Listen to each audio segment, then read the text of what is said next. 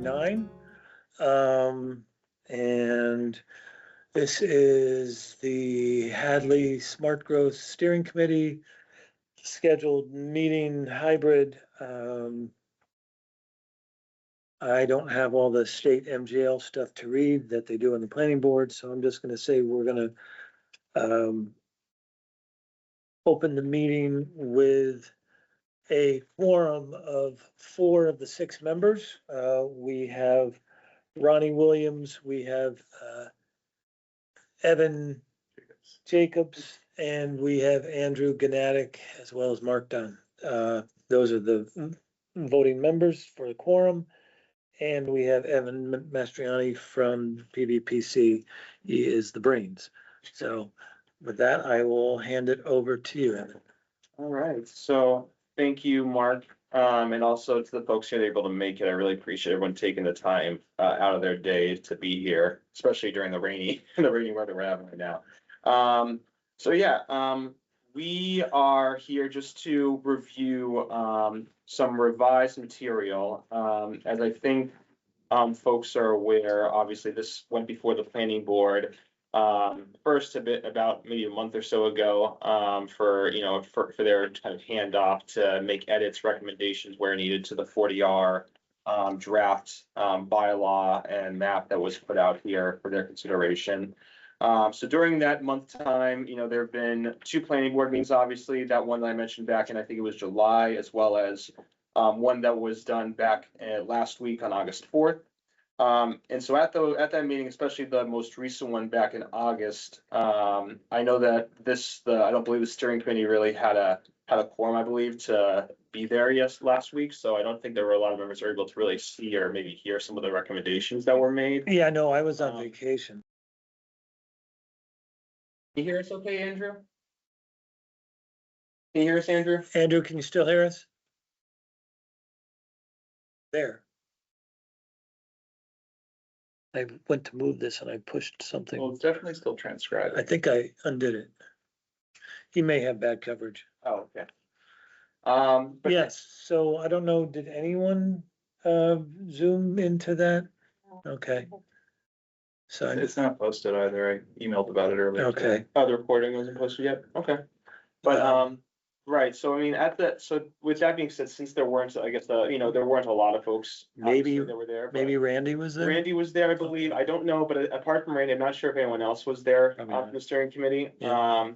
So I think, with that being said, the planning board, they wanted to obviously. Kishore may have been there. Oh, that's right, Kishore was Yeah, there. okay. I keep forgetting Yeah, about that. yeah. Kishore was there as well. So we had I think we had at the most 2 members though there, so I don't believe that was a quorum for them, but. No, that was the 2 that aren't here today. Yeah, so I mean, so they were there, so they were representing, but I think in terms of having other members of the committee be able to kind of have their eyes on that, especially given there were some recommendations and considerations that the planning board had made with regards to the 40R bylaw and map. That I think the board wanted to make sure that there was a meeting of the steering committee held, so that way they could have you folks look at and review kind of what their considerations have been, what the edits have been made so far to, like I said, not only the bylaw, but also to the map. Since you folks last spoke and met with the board regarding that, those materials. And so that's kind of why I wanted to, have this conversation with folks, obviously. And I think the board, like I said, they really wanted to make sure that you folks had an opportunity to look at this or review it before their next meeting to discuss this as well. Yeah, I think we've had this long lead up, but when we started, we've changed a bit. Evan joined us this year, but when we started last year in 2025, fall of 26 seemed far away. And now the fall meeting is 2 months away, which is only 4 planning board meetings away. So one of those will have to be a public hearing before we bring it to town hall. So yeah, so we're kind of up against the time frame. Yeah, right. And I had hoped to have some, which, we can still do, maybe late September, have like another public forum to help the voting public, understand what we heard and what we came up with and what we've edited it back to, Mhm. so that they don't feel blindsided when it comes to town meeting. So sorry to interject. No, yeah, no, I was just about to wrap it up and just say, yeah, if you, so like with that being said, I mean, I have the list of some of the recommendations that were made on the bylaw that I could just read off of, but if folks want to That just would be chime in. great. I do have a question. Yeah. Were there any specific recommendations? I know, Nate Malloy, is that his name? The town administrator. I know Nate he Malloy, yeah. Submitted a memo Yeah. that I looked over, and then, from the planning board's perspective, were there any concerns around, adoption? You know, as far as like getting people for it essentially? I think that there's definitely that kind of shared message that Mark was just speaking on, where they want to make sure that this is something that the public has buy into, obviously. And I think that there's that awareness that it's obviously the messaging of this is very important. I do know that the planning board did receive that memo from the town administrator as well. So I believe, obviously they're gonna probably consider that as well into their deliberations, I would imagine. But I think, for the most part, in terms of the messaging and the overall awareness that this does need to at least have some kind of, obviously, in terms of the year process we've been doing with this project before me, obviously. Along with, obviously, if there's any other engagement, like Mark, you mentioned you want to do before the town meeting. I think all of that effort is really kind of going along with that theme of, right, you want to make sure that what you're giving to the public is stuff that's obviously not gonna confuse them, and stuff that's gonna make it so that it's things people can really understand, and it's nothing that's gonna be causing some kind of alarm or, some kind of thing where people are all of a sudden gonna be like, what do you mean? What is this? I was never aware of this process. When was this made? Right. And I think that there will be those people that just don't want to hear it, don't want change. Mhm. Anything new is bad. There'll be those who'll be like, yeah, yeah, yeah. Mhm. But I think it's that middle that we need to get this out to. Sure. If, I don't know the numbers exactly, but if we had, let's say we have, I'll just, for a ballpark, I think we're a town of 5,000. If we have 3,000 that vote, and we had 30 people that came to those two, public engagement efforts, that's 1%. So we can't really gauge our reception on the people that were interested and available enough to attend. So, to answer your question. Yeah. I do have like I've been thinking about it. I do have one specific proposal that I would like to make that we can consider adding into the mix. From the last town meeting, it was really clear to me, just from the questions being asked, that people are very concerned about data centers, for example. Yeah.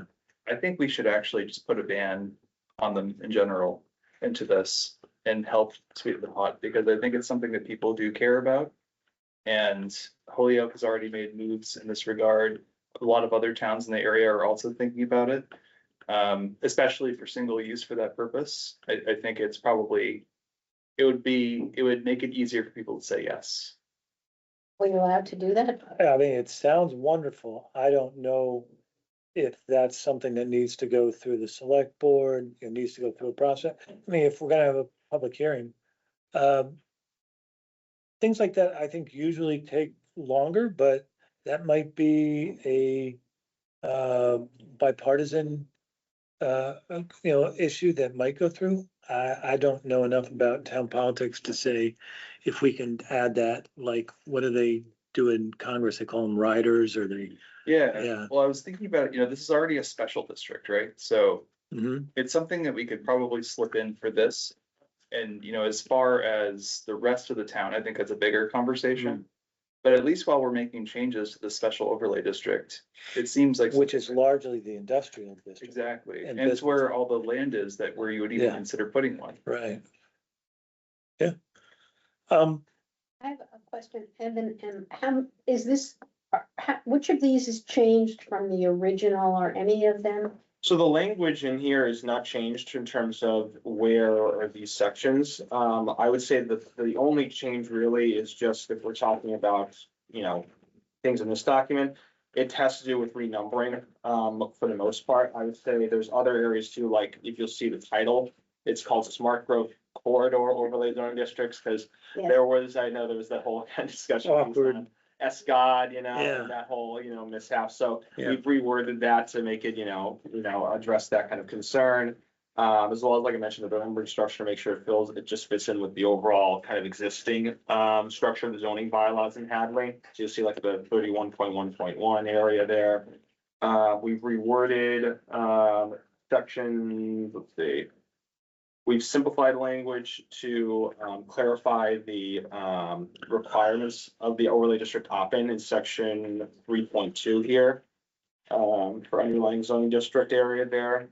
And again, just to make it more clear about kind of where and what things are, because I believe there's some kind of confusing language there. We've also eliminated repeated definitions that were there. So there's a lot of kind of, I would say, mainly housekeeping matters there that we've kind of addressed in this document you're seeing here. And then, obviously, we have also been in conversation with the state as well to address other questions that the board has had with regards to other parts of this bylaw, regarding things like the monitoring agent. I believe you folks were at that meeting where they asked about if there's a way for the town to pursue going through a consultant through the 53G provision of Mass General Law for that kind of agent. So we're still waiting to hear back from the state on that kind of question. But again, in other areas though, I think that's where, again, apart from those areas, they're really primarily focused on, okay, just tightening up the existing language and making sure we're just kind of going through the fine comb in a way. You dropped 53G, did you say? Yeah, the outside consultant provision of Mass General Law, yeah. Okay. I just want to add a couple thoughts that I had over the last few minutes of talking. Going back to Evan's suggestion about prohibiting data centers. We could certainly do that, but this is just an overlay district. So that would have to be a separate article to also do it in the underlying districts. And that may be something that they'd rather do just townwide blanket.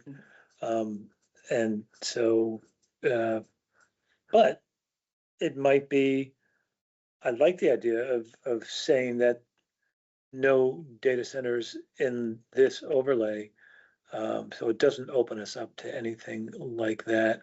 And if that were to help it pass, that might also help a townwide effort to pass that as well. And I don't know if the state, We could if certainly. the state gets upset if you say no data center. I know housing's their hot issue, but I don't know We that could- data centers. I mean, from a zoning standpoint, I think that the state has kind of been somewhat quiet right now in data centers for the most part, probably because they're so new.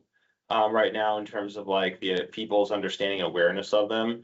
And I know that right now the state has really been pushing for the most part right now, being like you mentioned, housing, but also BESS and solar right now Best is too. big, yeah. So I think that right now, like I said, I think data centers are still kind of just coming into the understanding realm right now for the state, in terms of how restrictions could and maybe should look there. I will say, like you mentioned, Evan, there are communities obviously that are going by their own kind of basis of trying to figure out how best to address that. Some communities I know they're doing wholesale bans, like you mentioned, or moratoriums on data centers coming in. Some areas already have things on the books in their zoning bylaws, in their base districts, for things like a data center regulation of some kind. So I think, on our part, we've been compiling all those to think about, ways in which to address that. I don't believe though I've seen anything with an overlay district in the past though. So that one I'd have to probably do a little bit more research on to understand. I'm just gonna add in, I'm gonna channel Bill Dwyer, because I've heard him say this a number of times over my 8 or 9 years on the planning board. Our base zoning is exclusionary instead of inclusionary. So if it's not explicitly called out as allowed in one, then it's not allowed. So he would say we're covered because we haven't listed them as an acceptable use in town. Mhm. Now, I don't know how that would stand up in court, or, you know, again, I'm not a lawyer. Maybe if you start prohibiting things, that undermines the position of your exclusionary. You know, if you start prohibiting because you're saying, oh, I think this might slip in, then why do you think it slipped in if you said you're excluding? Anyway, No. these are It's things, definitely a good point. I kind of look at it honestly from a little bit more of like an optics point of view. And also, this is something that members of the town have like explicitly expressed concern about and asked for. So it, Hmm. in a way, it's us saying, we heard you. hmm, And, Yeah. you know, it's something we can say no to. yeah, But I think to Mark's point, and I believe, and I haven't read through the bylaw and how they see if this is in there now, but I think in most communities that I've seen is they will have a provision that will state if it's not an explicit use in the bylaw, like if table uses are in the use regs, then that will be constituted being prohibited. So that could be an avenue that if the town is looking to, you know, find some kind of way to address that, that is a consideration to make, if that's in the bylaw currently, especially. Yeah, there are sneaky ways to get a data center into a town now, is what I will say. no, okay, yeah. Because you I'm could sure. very easily lease a building and have a small office, but then the whole back of it is a data center. Hmm. Mhm. So it's tricky. Yeah. I'm gonna just take a little pause and give a chance. Andrew, you're driving, you have spotty coverage. Have you had any thoughts you wanted to add in, but haven't been able to find the oxygen? No, I'm here if you can hear me. Yeah, I, yeah. I have no thoughts. I was kind of hoping we could, like, while I understand the no data centers kind of thing, I think that that's more of a planning board, town meeting kind of separate thing. I think that if we could just stay on topic, that's like probably the best route for this meeting. Okay, all right. Again, maybe I'm interjecting in the middle of a point, but one of the things I heard from one of the members, and I don't know if that was expressed at that meeting. Again, I haven't seen a recording of the meeting, but I have heard twice from at least one person, should we just go with the East overlay district Mhm. and not try to get both to go through? Right. That might be a little more of a lightning rod, Right. changing the center, even though they have different design guidelines. And I don't know, do you think the state, the livable communities would have a problem with us dropping? I mean, it's still a I good don't think size. so, because I think, yeah, and I think that, you know, we have seen, again, the model is oriented either way to make it either single or multi. Okay, So it's nothing from that standpoint that I think would raise like a red flag from the state in terms of, you know, going from, do we have to do two, or can we just do one? I think the state has made it pretty clear that you can do a one district option. And then, like I said, if anything, choose to do that separate district at another point in time. I think that especially after the last planning board meetings that we were at, they definitely, I think, expressed, like you mentioned, Mark, that they wanted to see at least a version of the map with just, and the version of the bylaw, like I mentioned, with just that east sub-district in mind. But like I mentioned, that's kind of what this current material that I have here kind of shows and reflects, is that one district. Along with the map, like I mentioned too. I would want to add to that is, and I think I mentioned this to you too, Mark, is that at the last planning board meeting last week, they did mention that, in terms of that buffer area that is currently presented with 150 foot, where it Mhm. doesn't kind of include whole parcels. yep, They did kind of express that there were some parcels, at least, that they identified as wanting to be whole and wholly included. Like if okay. you'll see here, they jut out there from the map here. Mhm. So the two are to your left, there's the Lowe's property here, Yep, as well as farther down is the Home Depot property. okay, So those two areas, they identified as being kind of specific parcels immediately that were like, okay, this is like something that they think would be not an issue if they want to include the entire parcels of those areas specifically. Mhm. Um, That's cute, I like that, yeah, because we as a town fought both of those. So we would, we would lose no sleep if they were changed to housing. Okay, all right. Yeah, and then they also, if you'll Mark. notice, Yes, Sorry, I don't mean to interrupt. I had one thought though about if we were to if we were to drop the Western District. Yeah. I do think that there's one portion of that district, Railroad Street, that would be really beneficial to have in a 40R district. yeah, it definitely is an area that needs, or it is calling for improvement. It's also very small. It I is don't very know. small, but I think that with the density and I think there's just a lot of opportunity for that small section. Yeah, It Yeah. is privately owned, correct? A lot of that, that's what I I read. think a lot, yeah, yeah. You know, it's like they're waiting for the opportune time to, Yeah, yeah, Look at it. yeah, there's some old, what was it, there's the old potato warehouse that hasn't been used in, decades, Oh. that is got uh, graffiti all over it. That, I don't know who the owner is or what their bias might be, but that might be someone that, either they or their descendants say, yeah, we'd be happy to sell this to a developer and,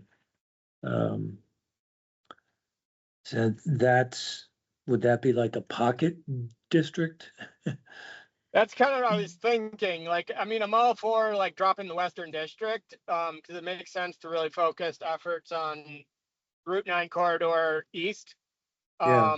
But that one pocket of railroad, would really, you could do a lot in the mixed use, development sense. Yeah, Like it's, I- it's accessible. It's basically everything you look for. It's just small. yeah, I would want to hear a stronger argument for dropping the western part, honestly. It's Yeah. very underdeveloped and it could be a lot more than it currently is. My question is more like, why don't we just vote on them individually if we Mm. already have them segmented in that way? yeah, I think, and I don't know, I'm just hypothesizing what the public anti-sentiment might be, but if you think mall and large scale opportunities, 50 feet or whatever in the Eastern District, and then you transfer that image, that would blow away the scale of all the little houses. And there are houses converted into businesses, law offices, dentist office, But let's like think about what the goal of this is, right? but our design guidelines Yeah. would handle that. Yeah. So if the East District, can't be more than 2 stories or whatever. I mean, I look at this and I think about, okay, the goal of this whole thing is to basically bring in more vital commercial revenue and also increase housing for the town. Because this is where our shortfall is, this is where we need to grow to not need further overrides and such. So I think from that point of view alone, opening up the western part to more, economic activity is really important. And then also housing, depending on how things go. So I don't know, I wouldn't shortchange it. If it doesn't end up getting utilized for that purpose and it stays the way it is, that's fine. But like, let the market forces, decide it. Anything from you, Ronnie? Any thoughts that? it just did seem easier to just have one district. It's less confusing to present it and there'd be less resistance, I think, since that's the mall, we don't. If it's easier That's to not what- digest. Right. I'll just throw out one other factor that we, just repeating what we heard at a previous meeting was when, Mr. Barstow Mans brought up the fact that, from a developer perspective, there's really, other than the mall sites, there isn't anything that gives them the quantity and magnitude to get the profit margin to make it, incentivized. Whereas I think an argument to defend keeping the west district is, it's really such small scale opportunities. Unless you bought 3 adjacent properties or something. It's really gonna be infill, small onesies, twosies. Which isn't what a developer is looking for. It would be more like a property owner or homeowner wants to, I don't know. So, yeah, And the eastern or the western? no, I'm sorry, did I say the western, the town center is a lot more chopped up and smaller opportunities. There's a lot more existing buildings on sites, is my impression. I see that as an opportunity though, Mhm. because honestly, okay, so the eastern side, much more industrial in terms of like scale of what you can put in there. But the small mom and pop shops and stuff are important too. Mhm. So the western side caters more to that with smaller plots. Also, people who already are there, can choose if they want to potentially offer like, they can offer multiple different options and there's opportunity. It creates opportunity. Yeah. And I like that. It doesn't mean that people have to take advantage of it. That's not, no one's requiring or compelling anyone to do anything. But it just opens up the opportunity to bring in more economic activity, more housing. I don't know. I think it's important to have the full offering, but we could definitely bifurcate it if that makes it easier to vote on it, if people really want one but not the other. If we did not have this district, if we didn't have the western district, there are all these little properties, the little houses are on Route 9, there's the old massage center, Sam's, with space between them. But apartment houses are not allowed by zoning now?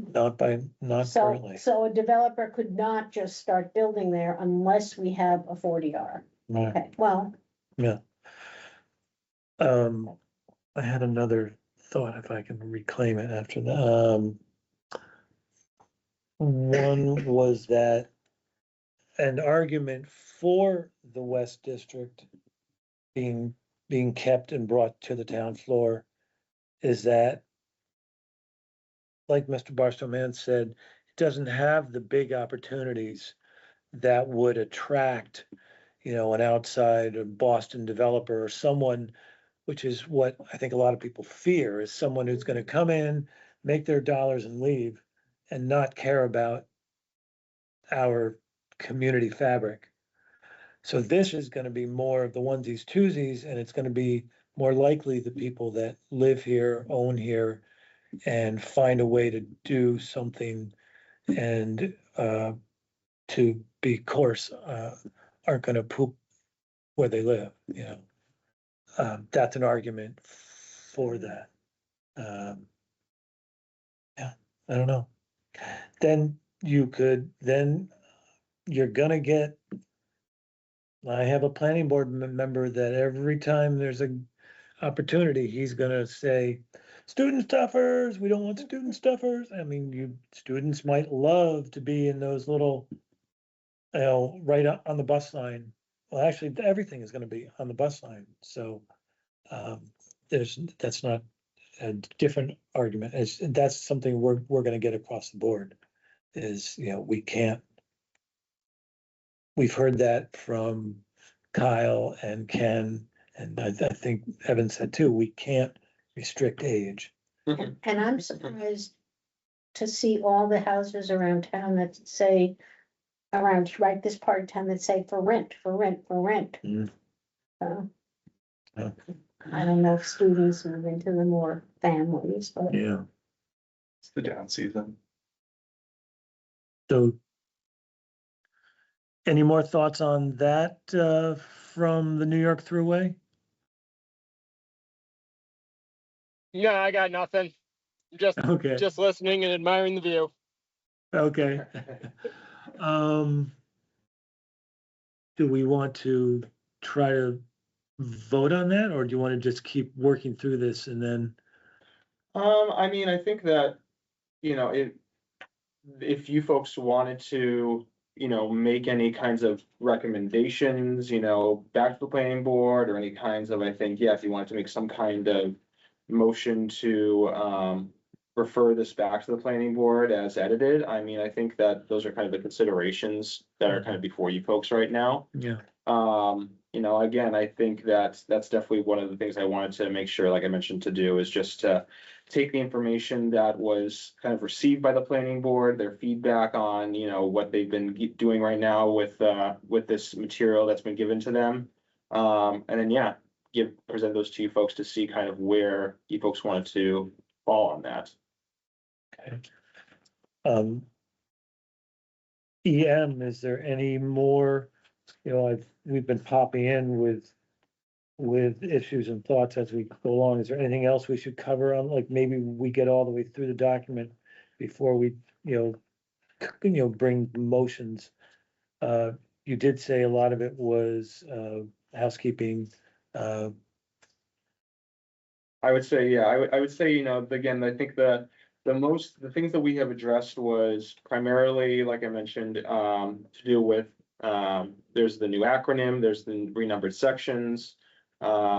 We looked for, any kinds of errors that were regarding, the zoning and said, instead of just saying zoning, say zoning bylaws. We better defined the word, affordable housing.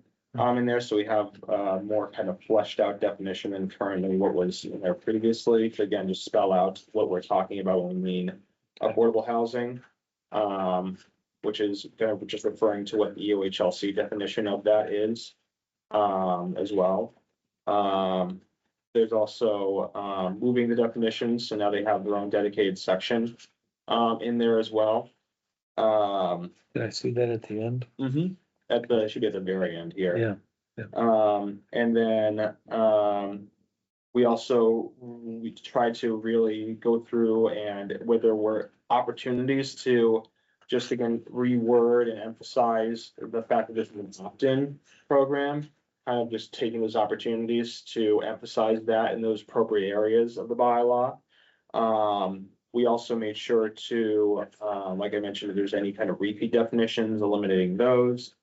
One thing that we are still, I think, having conversations with the state on right now is regarding the 30-year time period in which you have to maintain your affordability status.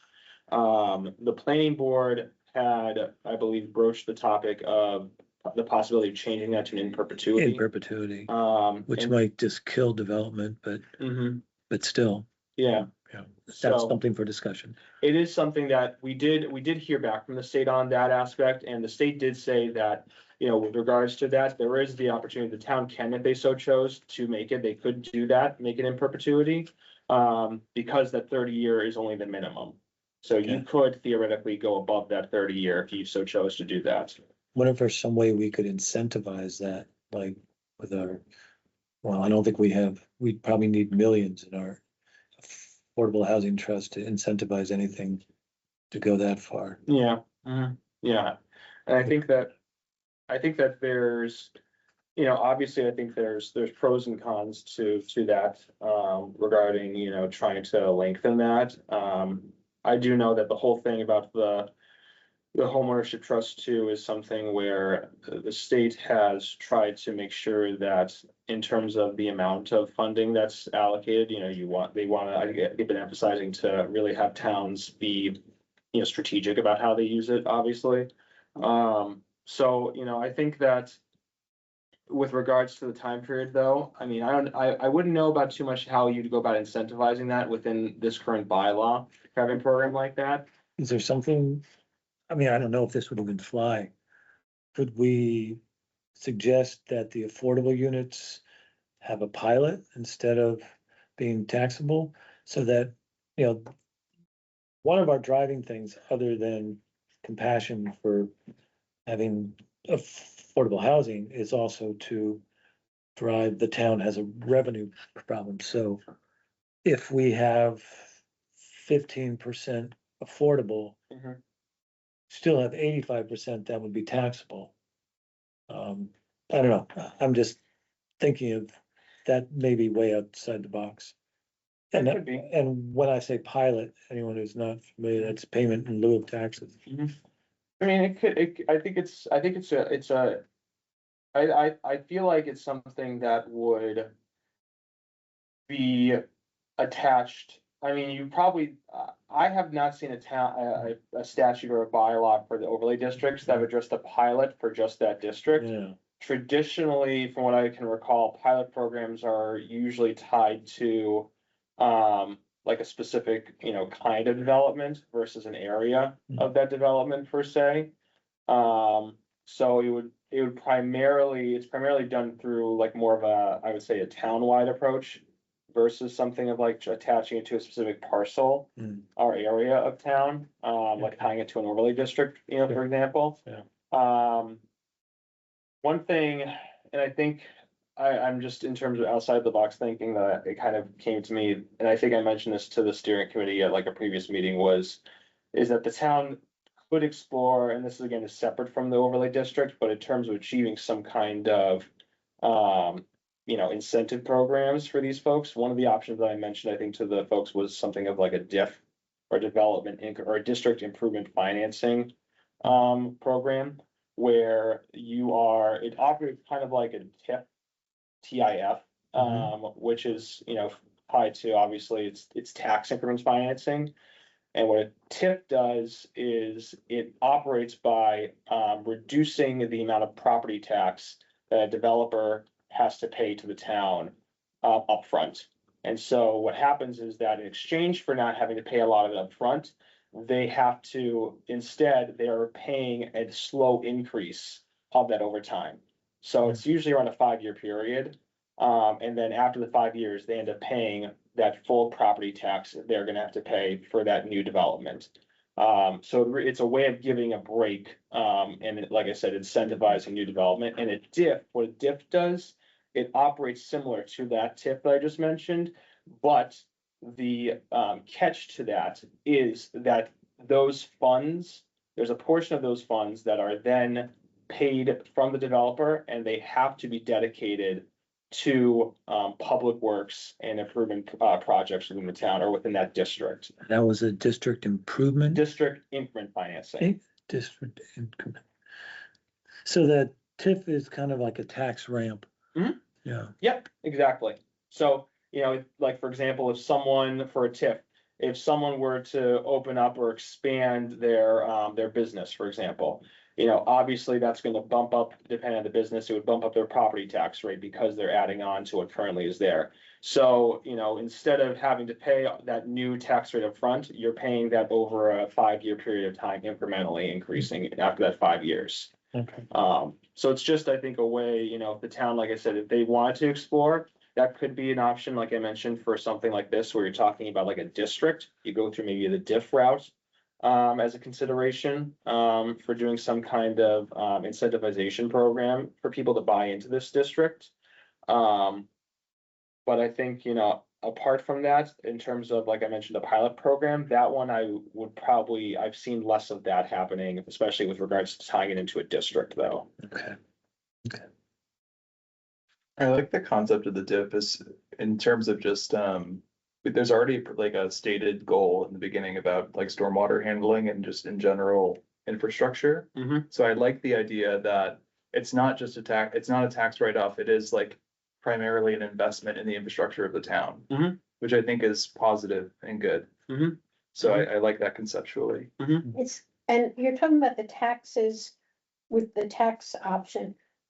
It's not that they end up paying the full taxes later on, it's just that the taxes are reduced for 5 years. So actually, what happens is they will end up paying that full property tax eventually, but it's like Mark mentioned, yeah, At year 5. right. So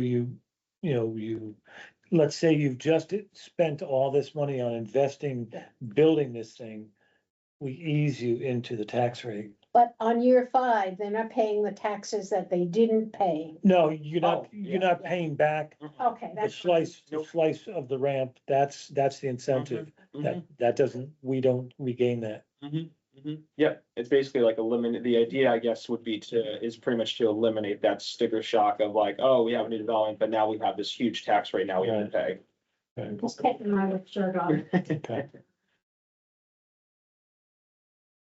Well, I think we're having good discussion. We're we're kind of bouncing around. Mhm. Um, And I think one. maybe you have to keep us on point. No, it's okay. I think I was just gonna add that also one of the things that, was mentioned at the planning board meeting, with regards to the, 40R district, with regards to the design standards. Cause I know that, there is a section of here that provides for some kind of design standards and it alludes to, how the planning board can so choose to adopt that from time to time or at a later date. What the planning board was now curious about is in terms of what those design standards would actually look like. That's where they were curious to see about what other communities have done in the past, for their overlay districts there for 40R. So one thing I wanted to give to folks, and I shared this with Mark via email as well. I don't know if you had a chance to pass it on to other members, but. I hope I did. If not, then I'm sure I can give that over to folks or Mark if need be to pass out again via email, but. This is a similar smart growth overlay district design standard that was recruited from a community. Primarily, it was the city of Woburn, this one that we pulled from. The reason being is that obviously for this district, it's a heavily commercial / business oriented zone. And so we were looking around, yeah. For those not seeing, he's pointing to the east district. You were just tapping with your fingers, the east district. You're saying Yes, it's the a very blue commercial. East District, yeah, Yeah. sorry. So in the East District, obviously, like I mentioned, it's a very heavily commercial business zoned area. And so with that being said, and obviously too, it has the Hampshire Mall in there as well, so it's a big shopping district, as well there. So Woburn's, at least, like I said, we're keeping poking around to see what other communities have done, but from our understanding, Woburn's is the only one that we could find so far that is similar in that scope to Hadley. Because their 40R district also covers primarily a shopping center type area as well. So we have this kind of as an example of how that could look in Hadley. Obviously, it's not like we're gonna say this is the model to use, but I think it's useful, and like I said, we sent it to the planning board as well for their considerations as well. Again, to just think about kind of how those design standards should look, and how they could be framed in a district like the East District there. Yeah, I admit that being on vacation, I have not read that. And just point of clarification, I'm not from that neck of the woods, but I think they pronounce it Woburn. It looks like woe, but they pronounce it like there's an extra O in there, Okay. Amherst. where only the H is silent. Did they build anything there yet, or are these just the guidelines? It's my understanding, I don't know if there's any development, but I do know that that document right there is just the design standards. Okay. And then their actual 40R bylaw is framed almost the same way as the Hadley's is, where they have that section that alludes and says the design standards are separate from the bylaw, and will be adopted at a later time by the appropriate authority there in town. I believe this is in my packet, yes, it is.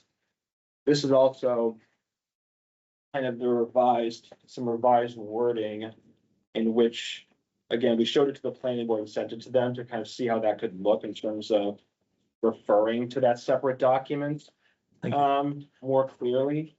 So that's just some revised kind of ideas. Again, this I believe was taken from Woburn's as well, in terms of how that could be framed. Obviously, I reframed it to make it be more Hadley specific for things like planning board versus in Woburn. I gotta remember that. Yeah. I know. So swapping the planning board out in Woburn, it's the city council that is the one that adopts and amends these. So just making it more appropriate for that kind of discussion.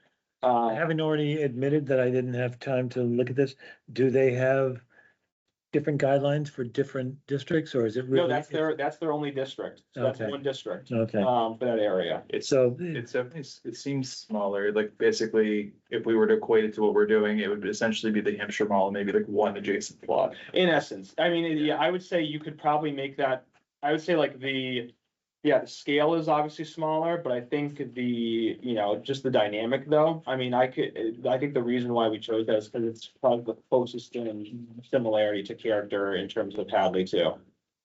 There you go. Yeah. Yeah, I know, So, I know. So from what you were Yes, I saying, know. basically, the way that they structured it is that they did the overlay district as one proposal, and then the design standards is actually a separate thing, has to be like ratified, voted on and ratified, I assume. Yeah, yep, exactly. So it's gonna be something where that would just be a planning board adoption. So it wouldn't have to go before town meeting for vote necessarily. That would just be adopted by simple majority vote by the planning board to put in design standards. So that was 2017, right? I believe so. And it hasn't been built. I'm not sure. That's the thing. I did, 2018. yeah, 2018. That's the thing. I would not be so sure if anything has come out of the Woburn district in terms of new housing. But in terms of, because again, our kind of research was strictly just tied to the design standards, so we really didn't do any type of deep digging into, Right. you know, the dynamics there with Woburn, if, you know, what the results have been of there. But I would imagine, you know, because this was passed and adopted, they were able to see obviously some of the benefits from a 40R in terms of the upfront payments the state, you know, would give to those communities. As a result of actually creating a district there. So I think, you know, that's again, just further discussion, but I think, like we said, with the design standards, we use this kind of as our, really our somewhat of a North Star, I guess, in terms of maybe how this district could then apply to something like this too. And that, you know, I was asking you earlier that if you look at Nate's letter about parking and all the other stuff, I thought that was dictated by the state. And if it's not, it makes much more sense to me to separate those two things, like you're talking about. Sure. Just get the district and the design standards Sure. come later. Sure. Yeah, and I think, I'm not sure about this, Mark, too, because obviously I wasn't a part of the project for this, for as long as like Kyle, for example, but do you remember or have any idea of where the parking numbers came from by any chance? I think Kyle ran us through the boilerplate state template Okay, and kept them whenever we didn't choke. yeah, And there might even be places where we were concerned that the public might say, wow, that's quite quite a change. From the fact that we, the town of Hadley, have what some would consider an onerous parking requirement. That being said, you know, we have this, I think it's 2.5 times the area of the, you know, the square foot of the building, or 1 for 1 or so, and it's, I'm blanking at the moment, I don't know how I could. But, that being said, we do allow, you know, I had been asking that the planning board look at parking with PVPC right, so that we could go to less of a blanket and more prescribed to the use, because, you know, you have that. right, Yeah. And that gets a lot more complicated, and when you consider that our town zoning started, I think the year I was born, Joe started, it was like a 6-page pamphlet. You know, it's not like we've rejected it, it just hasn't been something that we've spent a lot of time on. right, And there is an argument to say that we could gear it more, you know, industrial, commercial, residential, professional, they'd all have retail, they'll have different needs. But we do, the argument that I think my colleagues on the planning board would say is that we handle that with allowing them to provide space where, you know, if they show that they have space to provide the required, they don't have to pave it all day one. right, So that they have, there's a term that Bill and Jim use for it, but yeah, yeah, so. right, yeah. I mean, I think that, you know, and I remember part of our conversation too with the board, you know, was going to be also looking at both the 40R model and also seeing other communities to figure out kind of where if there's any kind of flexibility within that. So I think that that's kind of, you know, part of the conversation too, that I would be curious about and wanting to find out more about is that if that parking requirement in the model bylaw is more of a suggestion, and also if it's something where there's some flexibility, like with the monitoring agent piece of it all too. Yeah. And then offering that to the board for consideration as well.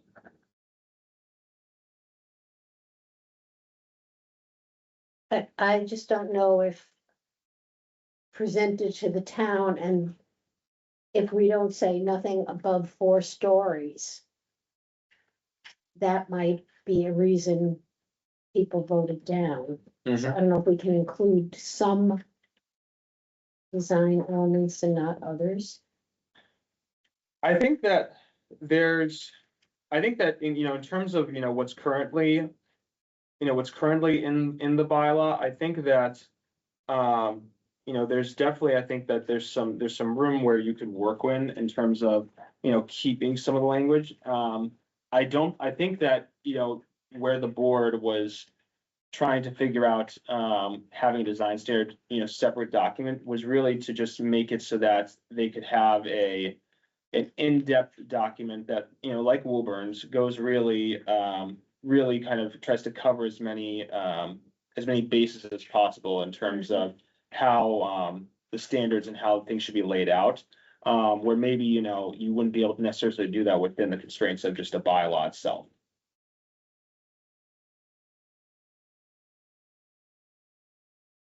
Lots of good stuff to think about.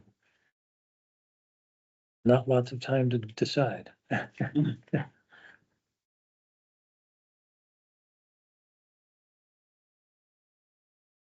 think that's the thing is that, we can, the design standards, like I said, they can be adopted separately. So it doesn't necessarily have Yeah. to be that, you have to do both at the same time. Right. Because again, you can go through the planning board for that. It doesn't have to be where you fit that all in on a town meeting, warrant necessarily. So I'm not super familiar with the EOHLC. What is their, what is required there versus, Oh, are you talking about in terms of the design standards there? yeah. So the executive office, the executive office of housing livable communities is the full name of the acronym. What they are looking at is, the planning board will obviously, like I mentioned, choose to adopt and submit design standards. But in terms of the 40R, the state has mandated that they have to have final approval on those. So I'm not sure exactly what the criteria that they judge those on. But again, I would imagine that since, like I mentioned, Woolburn's was adopted, that would be something that, like I mentioned, in terms of like a kind of a North Star-ish type of thing of what HLC would be looking for a design standard. It would, I would think, look something like what is in Woolburn's, in terms of there. And I would imagine, like I said, if it's something that is in here, that since the state has adopted it and approved it, you could assume that if Hadley wanted to do something in a similar nature, it would have a high chance of also being approved by them as well. So that kind of maybe points the direction, even though, like I said, they don't really have, in my research, don't have a set thing spelled out or criteria spelled out on their website of what that criteria is. So if you apply for, take 40R funds from the state and you have a plot, Mhm. the design, like, it's a requirement to submit to EOHLC and get their approval. No, so this is for like if you are the town, for example, the planning board adopted. Those design standards have to be approved by the executive office. Versus like if it's something like a property parcel or something of that nature, they would just abide by a combination of what the bylaw says, and also they would use the design standards as that guide point as well on their end for that kind of build out as development procedure.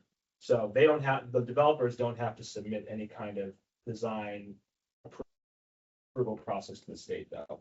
That will be all handled by the appropriate, I would assume, the planning board in Hadley's case for that kind of matter.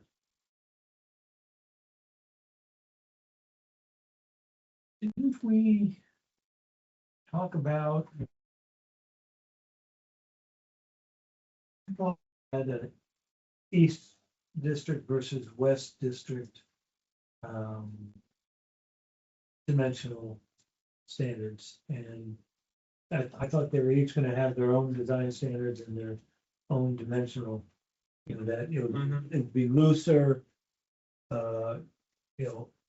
That you could go, like, if we have a maximum in town that our fire department will support, I'm gonna say 42 or 50 feet, I don't remember off the top of my head. That we would allow that in the East District, and the West would be scaled down to a more in line with what's already there, but the existing fabric.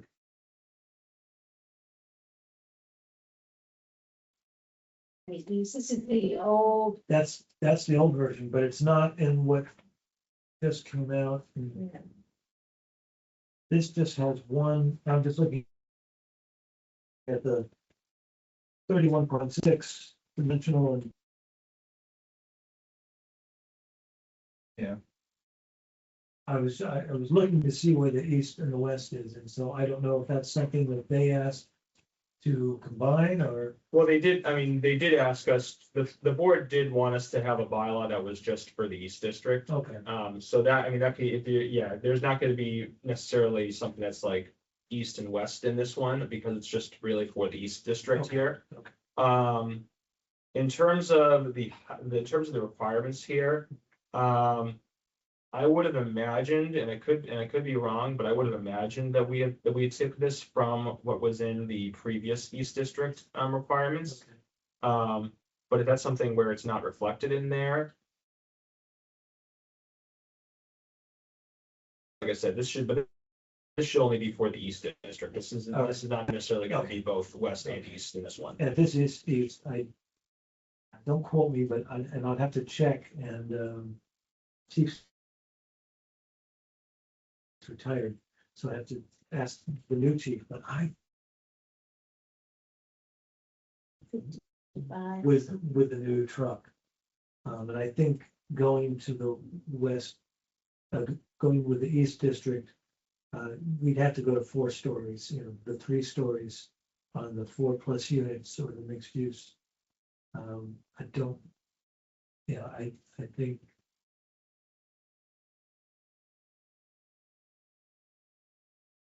The impression I had from past discussions that we would, you know, raise the maximum in the east. And I think maybe we even mentioned, is it the Pioneer Valley?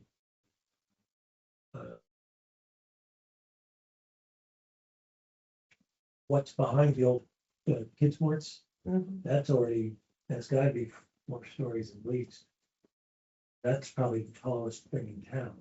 So if that was acceptable to the fire department, that's probably what we would want to be the match. So Yeah. maybe and- that's something I should verify with the fire department. Well, I think there is I mean, we do have the waiver requirement for any of those kind of pre-existings, I believe, too, after that, which I think kind of gives folks an idea to, if there's something where it's infill or it's within an existing kind of structure, like you mentioned with Chinese immersion school.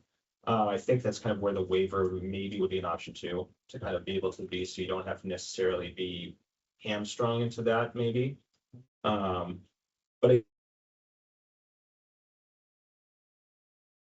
point where, you know, if it's something where it's different from what the East District is, we can definitely look at that and make sure that's all correct. And lines up to what was previously discussed. I definitely think we should go for the maximum we can support and just let the planning board make decisions on what they want, on what they're willing to accept. Yeah, I was gonna say, my experience is that they don't want to have waiver power. They, you know, we're all, you know, basically volunteer.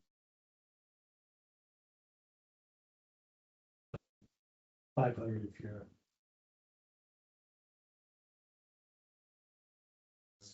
It's $400 a year.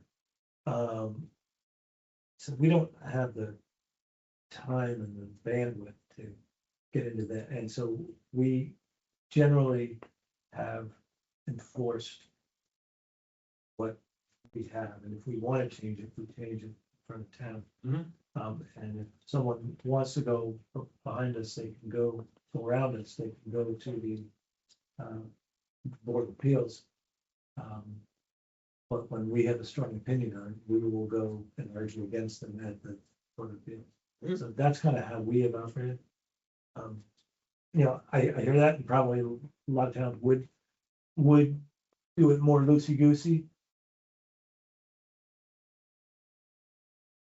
You know, bring up.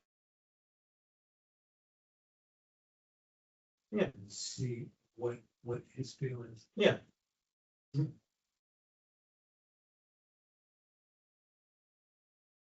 Yeah, I mean. The more floors, the better. And this is out of it. So, if the trucks can handle 5, I say we do 5, honestly. And just, the other thing too is if we get this level of investment, some of that's flowing into the fire department, we can upgrade more trucks. I think it's important.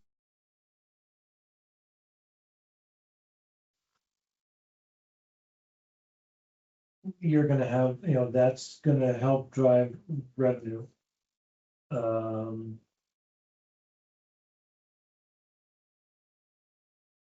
Hauling, but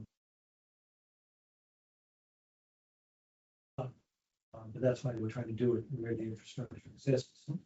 And the schools have already said that they wouldn't have a problem.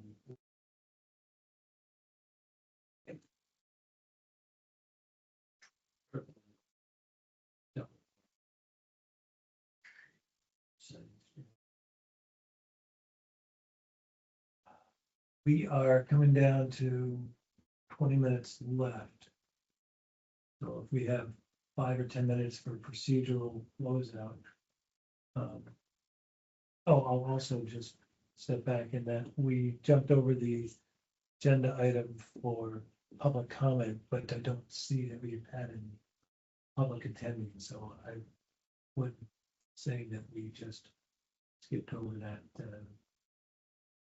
unintentionally because there was no one but Andrew live in the hybrid meeting, so I'll just add that. So we have, maybe 15 minutes of meat left on the table. What do we need to give you? I think that one of the, like I said, I think that the goal, obviously, I think was to have this be a discussion where the steering committee could, make a pause, so I'm saying.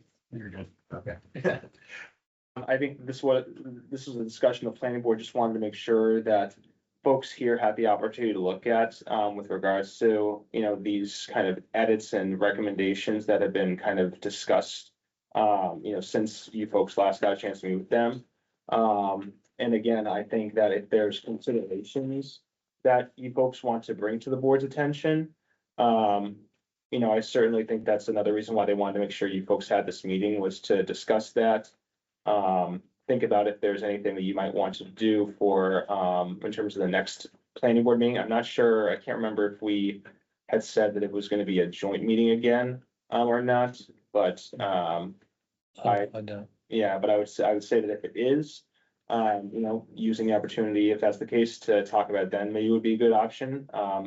If not, I think, obviously that's something that I'm sure that, Mark or, the appropriate person, representing the steering committee could probably discuss in terms of bringing up folks' considerations.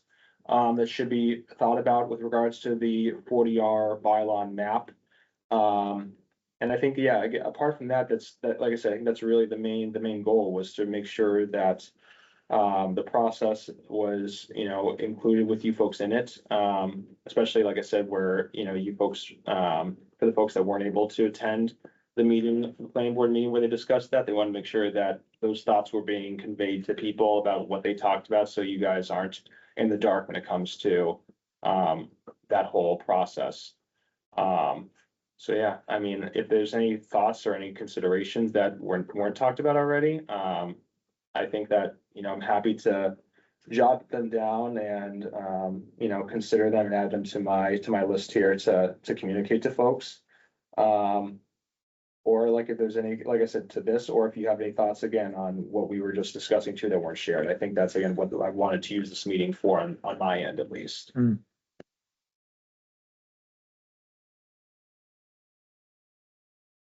And what do we need to end up with a finalized product by mid-September, so we could have a public outreach and have the planning board public hearing by late September or early October.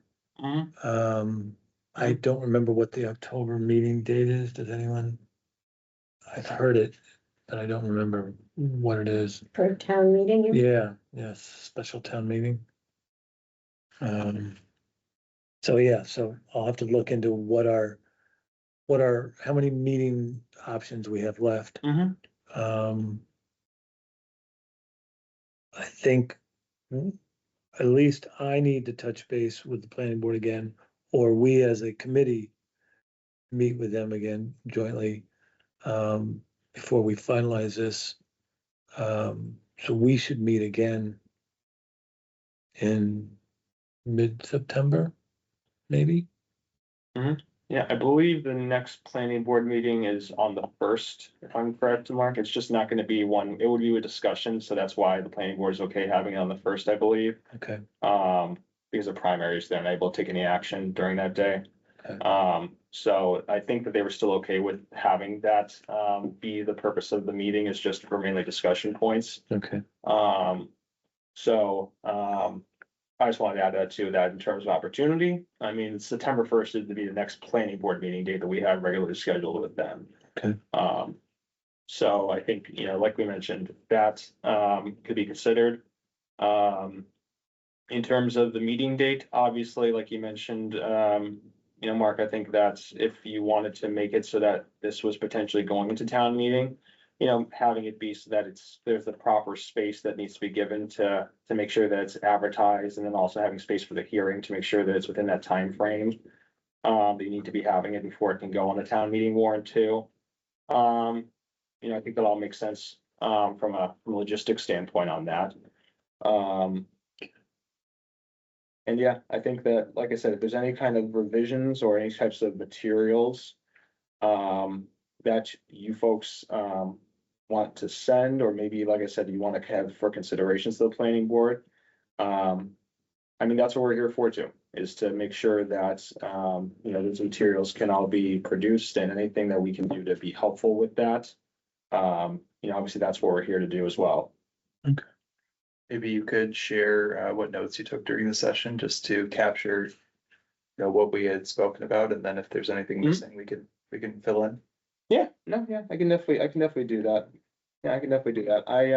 If you want, I can send over just like like a bulleted list kind of format to folks. Would that work? Mhm. And then give you like a recap of what we talked about, folks? Yeah.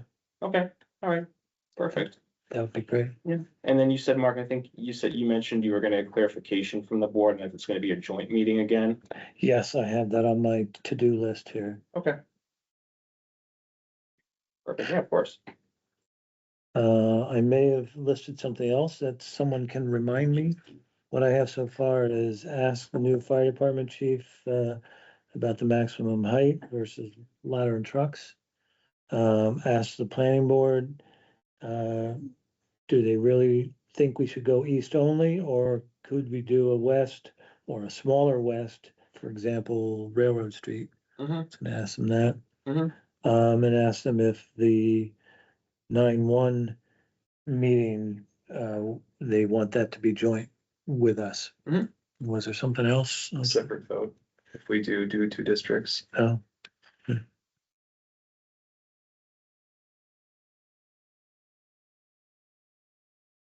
separate vote at different times. or- Vote for one district, yeah, East versus west at town meeting. yeah.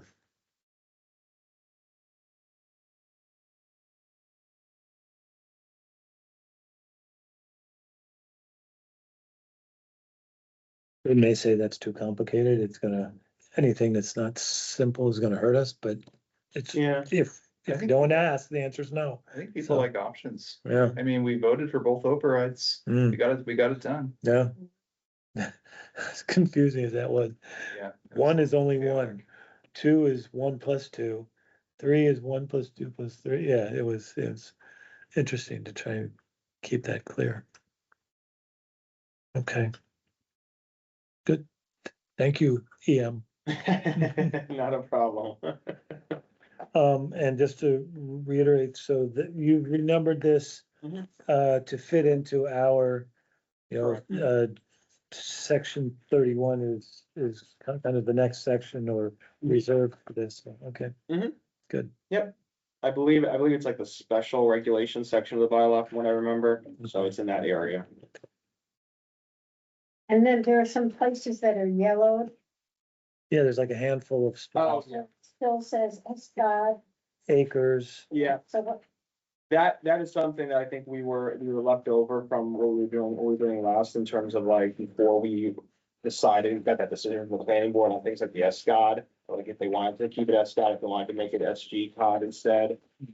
In terms of the acreage requirements, I think that's still something that,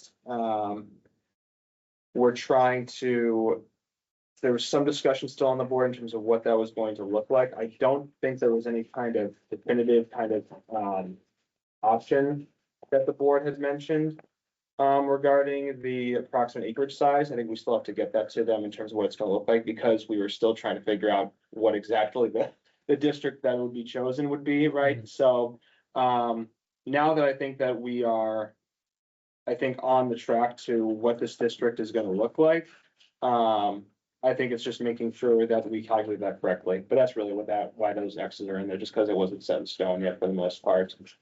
Same with the dated, obviously it hasn't been, we haven't had a set date on when that's gonna be, for this type of district, so. That and the acreage size too, so that's kind of why those were there. I think those, I don't see anything else highlighted, but I think those were the main ones. Design standards 31.12.1.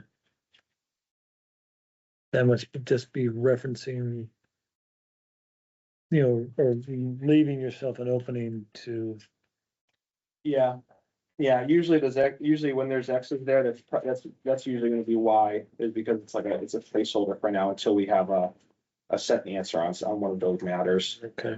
Mark, I did also like your comment / idea on 31.6.2 to split that into a clear east versus west set of requirements, even if they end up being the same, just so that if they need to be amended in the future, there's already a spot to amend them versus having to split and renumber everything. Yeah, I know, that's, yep.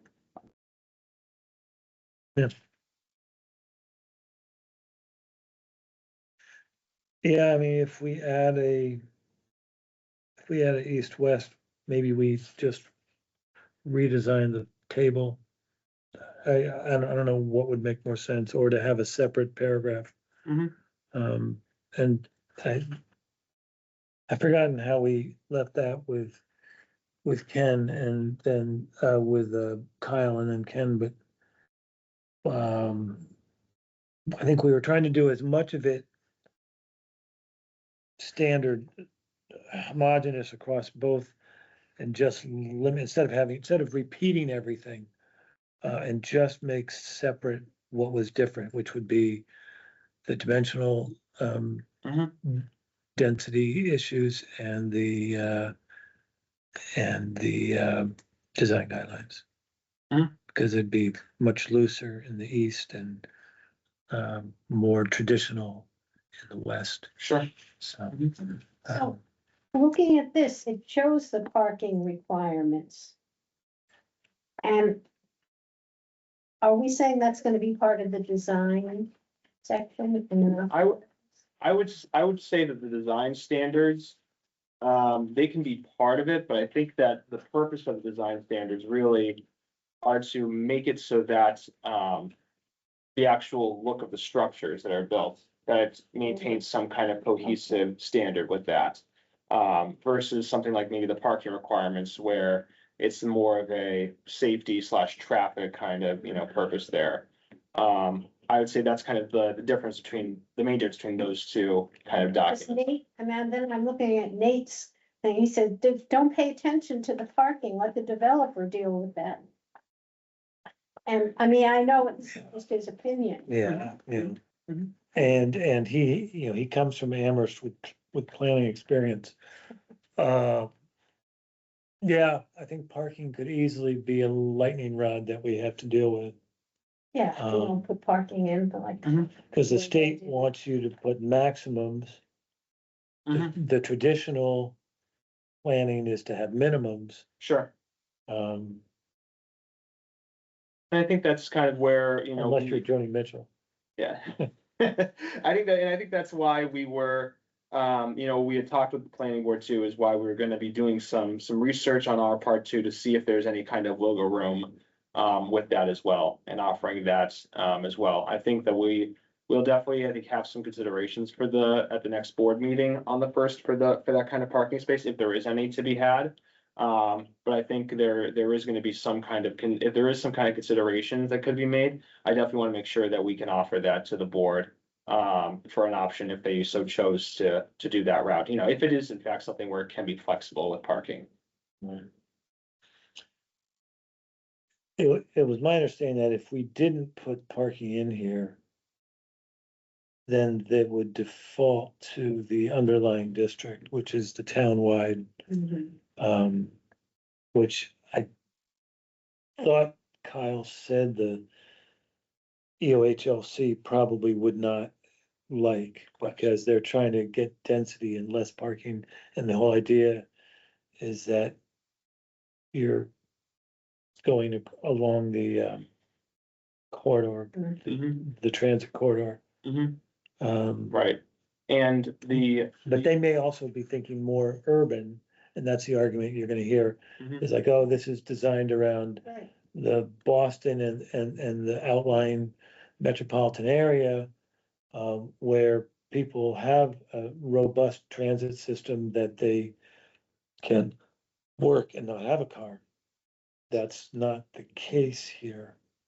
Some of this also is a little, in my opinion, questionable, like 3+ bedroom units at 2.25 spaces per unit. That doesn't make sense. I think that came from the state, and we either left it or we tried to increase it a bit. Yeah. You know, now it goes back to some meeting that we had with Kyle. Right, and I think we were talking about these numbers that seemed really abstract. You know, if you have 4 3+ bedrooms, then you would be allowed to have 9 spaces. I mean, it's kind of weird, you know. Where did they come from? Yeah, It does make some Or big you- assumptions. that 9 would be the max. And then it's also, yeah, the shared parking is assuming that you have mixed use. So that you have the business during the day and that the people's cars are gone.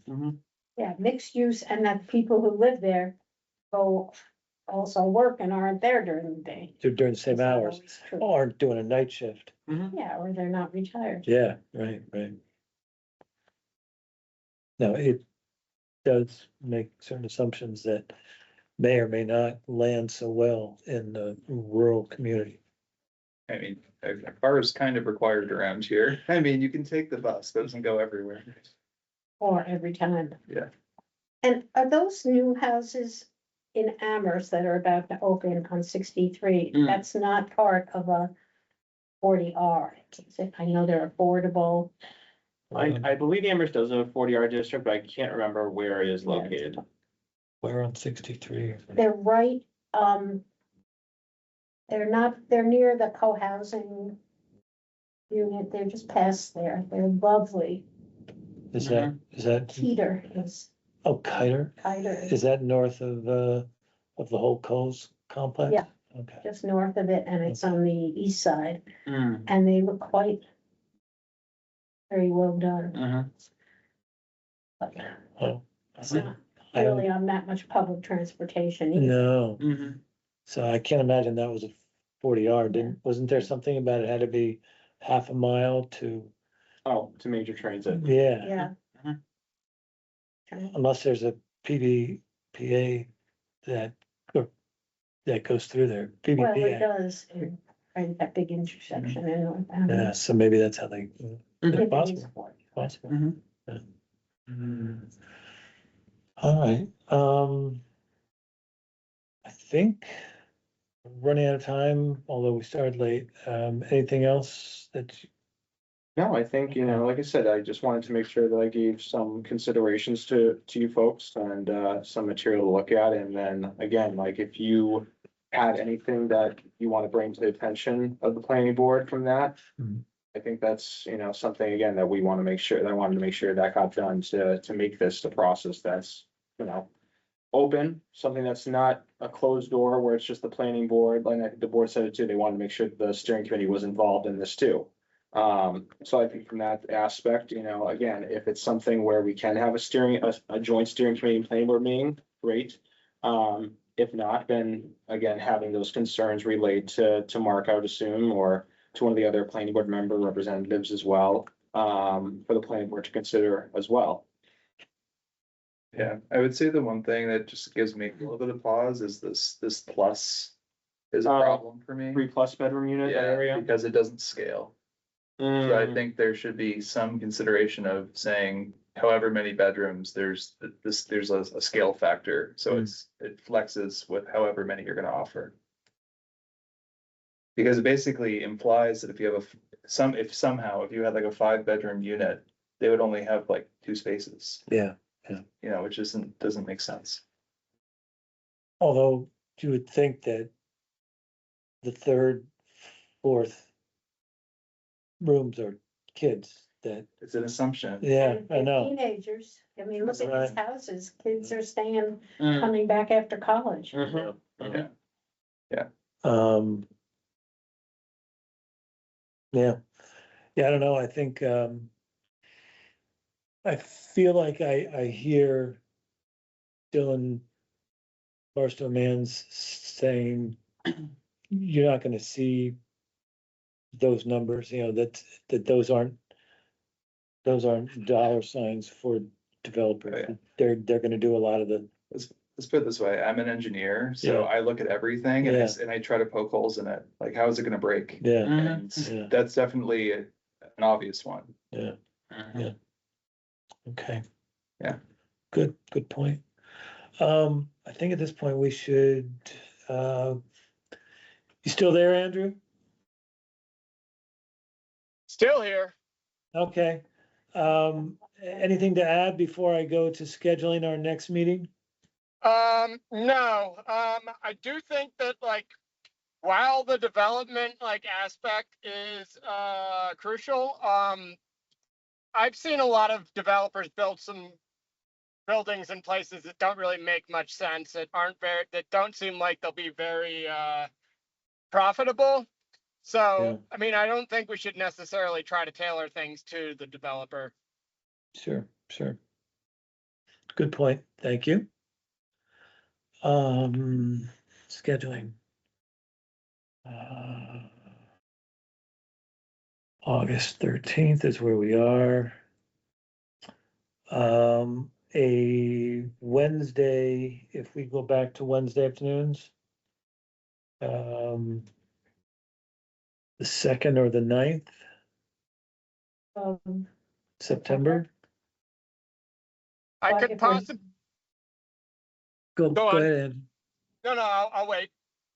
If we're having the planning board, Planning board's on the 1st. right, so, Do you want to meet on the 9th?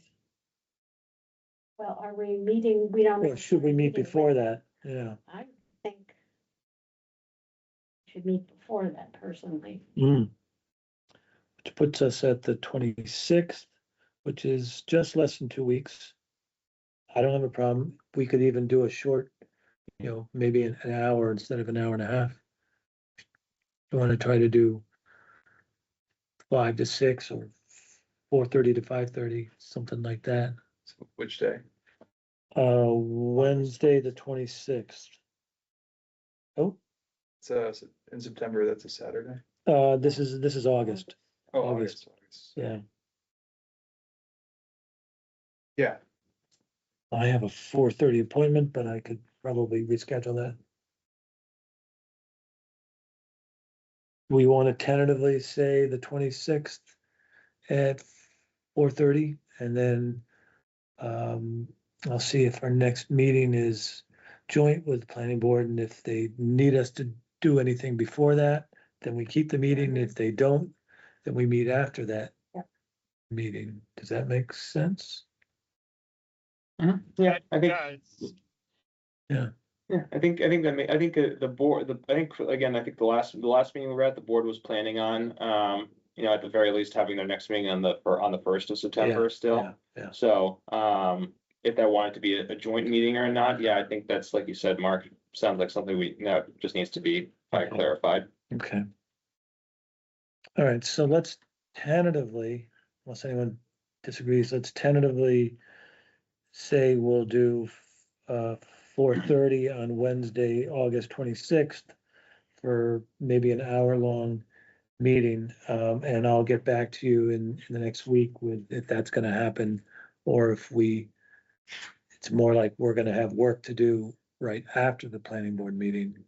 You know, if what we've done here, we're bringing enough questions back to them and then we refine it jointly. And then we have to come back and finish it up. Or we have to do both, but, since this is a volunteer, I'll try to control that. Right, so I'm gonna say, What time does the planning board meet usually? we are 6:30 to whenever. First and third, we haven't usually gone past 8:30. You're really done. Yeah, Yeah. we're usually our batteries are running low by then. And then the irritability comes in and it just all goes south. I have to stop eating during the meetings. That's hard for people to unsee. So tentative Wednesday, 8/26 at 4:30 to 5:30. I'll check with either Jim or Bill. All right, and I will remember to get back to you all and also distribute anything that I do have a couple hundred emails I haven't gotten to yet You're telling me that. last week, so Yeah. yours might be one of those. If anything, it's only this stuff that you already saw, so it shouldn't be a And- surprise. And I think you've been good about hitting my MTD I 234. tried to. Yeah, if you copy that one, Yeah. because I often don't even get to see the other one, the planning board one. Great. I would entertain a motion to adjourn. Someone makes a motion. So you're making the motion and you're seconding it. All in favor, Dunn, aye. Evan, aye. Ronnie, Ronnie, aye. Andrew? I All right. It's unanimous. We are adjourned. Thank you all so much.